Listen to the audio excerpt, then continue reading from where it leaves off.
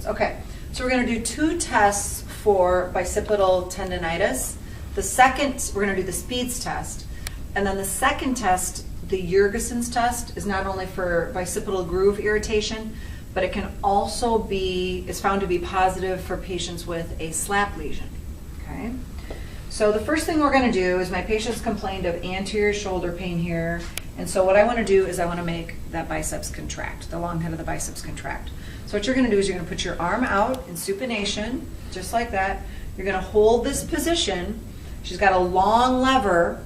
I'm going to try and push you down. You do an isometric. You hold, don't let me move you. If I recreate her anterior shoulder pain, the test is positive. Okay, so ready? Hold this position, don't let me move you. Okay, and rest.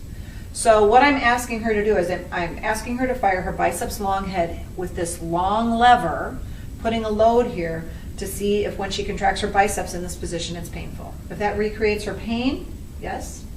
And I palpate, and I would stretch the biceps. I could say that that is her source of symptoms. I'd still have to figure out why she's having that long head of the biceps pain. I'd still have to go after her contributing factors. So that's Speeds test. The second test that implicates bicipital groove irritation as well as a slap lesion is the Jurgensen's test. Okay? What we're going to do for this is you're going to start with your thumb, like you're going to hitchhike basically, and as you hitchhike, you're going to roll out like this. So you're going to keep your elbow at your side, you're going to start there, and you're going to say, hey, I'm looking for a ride. Okay? So basically, she supinates as she externally rotates. And what I'm going to do on top of all of this mess is I'm going to palpate here, so it's just light palpation, and I'm going to resist the supination component.